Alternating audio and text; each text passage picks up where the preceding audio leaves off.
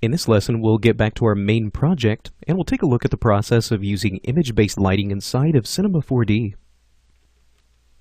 Okay, so we're back to our main project here. So here is pretty much where we left off at the end of our dynamics section. So our little aircraft blasts off. We have some particles that sort of trail out the back, and then this aircraft starts to take off and fly away. So what we're going to do in this lesson is really focus on some of the lighting of this. Now what we're going to do is use a feature called image-based lighting, and we're sort of going to use that as a way of sort of cheating our lighting, for lack of a better word. We're actually going to use an image to provide all of the lighting for this scene. So let's start by making a material. So I'm just going to double click here in the material manager. Let's go to our new material. All right, let's call this something like sky material. All right, now with this, let's come in, let's go to the basic tab and just start by turning off its specular component. So for what we're going to use this material for, we can just plug our image-based texture just straight into the color port. So let's go to texture, and we're going to plug in a new image. Now if you take a look inside the Introduction to Cinema 4D project, if you look inside the texture directory, you should see this city panorama. So this is what we're going to use as our image-based lighting source. This is an HDR image, so that is a high dynamic range image. So high dynamic range images have a lot of color information that we can bury into them. If you want to learn more about HDR images and just what they are, you can actually find some courses here on Digital Tutors that go a little bit more into just exactly what a HDR image or a high dynamic range image is and what makes it so unique. Now, whenever it comes to using some sort of image-based lighting, we do want to make sure that we are using some sort of a high dynamic range image, because that way we can actually use this to provide real luminance information or real brightness information to the scene. So essentially, what we're going to do inside of Cinema 4D is have the application look at this image and find what areas are brightest, what areas are darkest, and what color those areas are. And essentially, it will emit light that matches that color and that intensity. So this is a really, really good way of using a real photograph or some sort of a real-world environment to create very, very realistic lighting very quickly.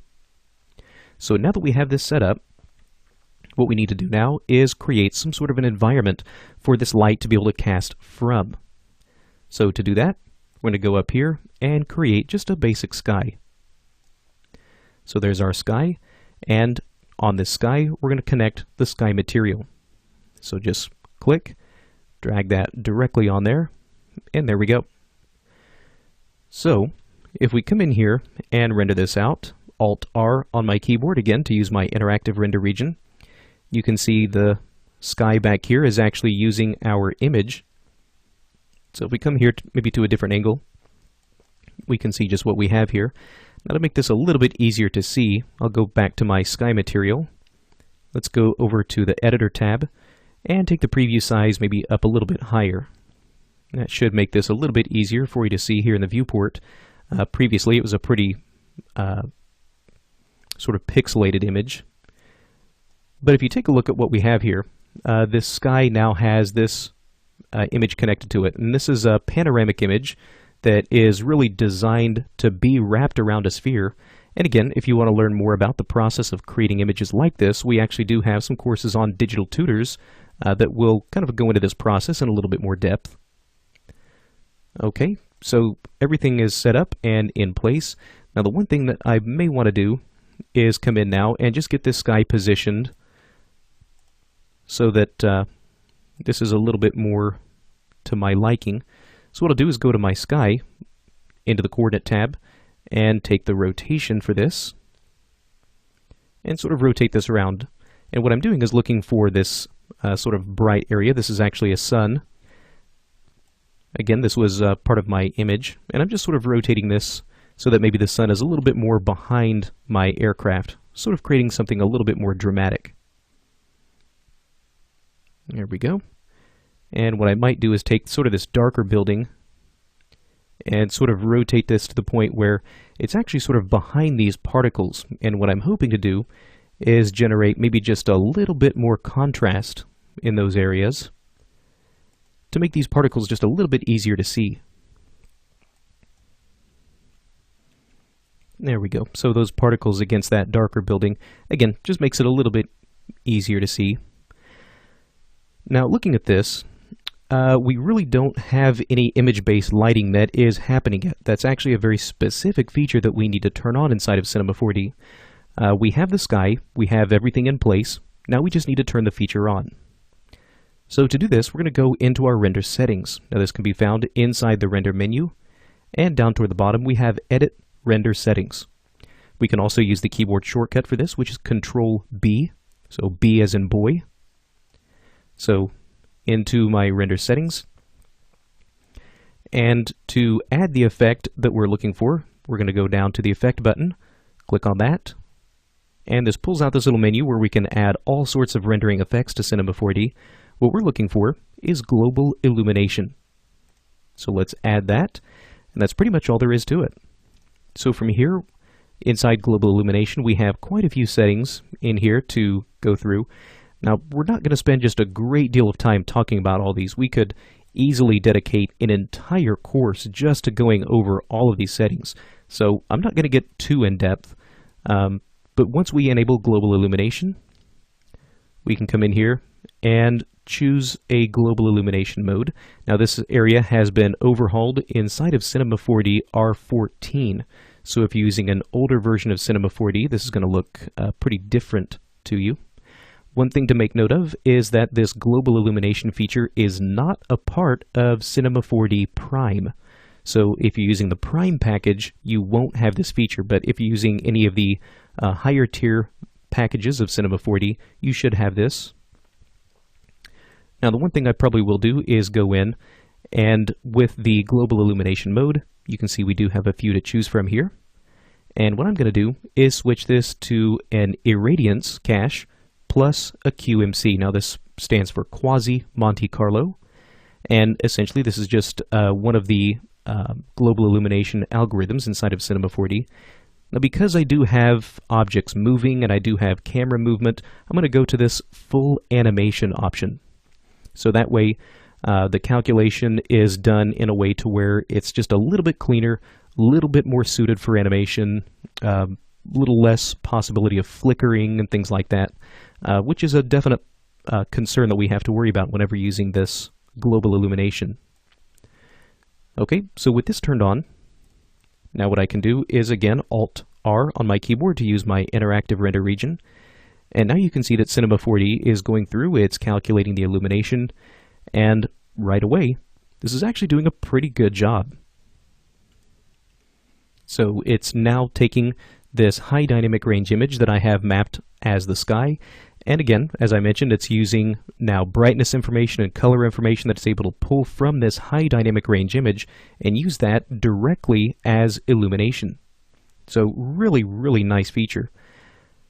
So what I'll probably also do is just to sort of help this out a little bit, if I go back to my interactive render region,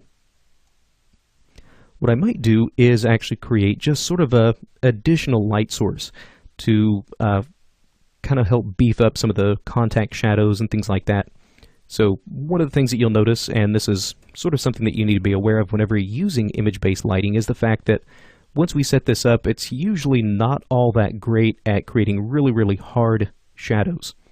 So if this were real life, the sun was still sort of up at this position, we should probably see some kind of a nice, pretty pronounced shadow in this area. So it's perfectly okay to come in and add some additional lights in here, maybe to just help out our global illumination. So to mimic some sort of a sunlight, I'll just drop in an infinite light here. Move this up so it's just a little bit easier for me to see. Again, as we mentioned in one of the earlier lessons, the positioning of your infinite light really does not matter at all. So in my case, I'm just moving this up so that it's a little bit easier for me to grab. But what I do need to take into consideration is the orientation of that light. So what I'll try to do is orient the light so that it somewhat matches this position of the sun. It doesn't have to be perfect, just as long as it's relatively close so we can get some light that sort of appears as though it's coming from this sunlight. Alright, so now I'll take that light, maybe go into its General tab, and give it maybe just some quick area shadows. Okay, and what I might do as a last step is come in and maybe try to make the light color match a little bit more closely with this sunlight. So for this light color, I'll just click on the little color chip, go to choose screen color, and now you can see I go to this little eyedropper tool. Now we can come in here and maybe just try to find sort of a warm color from this light and basically just sample that. There we go. Very nice. So let's see what that does for us. If I go back to my main view here, again, Alt-R on my keyboard for my interactive render region. And there we go. So now we have this infinite light that's sort of casting a nice sharp shadow here on the ground. And in my case, I'm really just using it to also kind of help provide maybe just a little bit more illumination into the scene. So I could maybe take this light source, and for its intensity, right now it's at 100%. But again, maybe just to simulate more of a nice, really bright sunlight, I might go ahead and maybe just boost that intensity up a little bit higher, maybe something between 120 and 150%. Okay. Give that just a moment to finish rendering out. Okay, so I really kind of like where that's going. So let's maybe come through here and play through and maybe just pick a couple of points where we can sort of test this out and see how our lighting looks. Okay, very nice.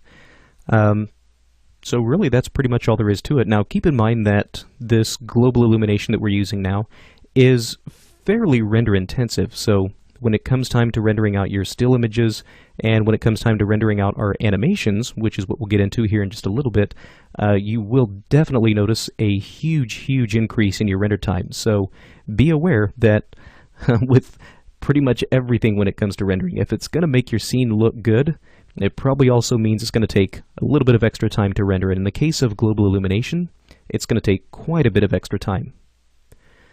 Okay, so now we pretty much have our lighting set up and ready to go in this scene.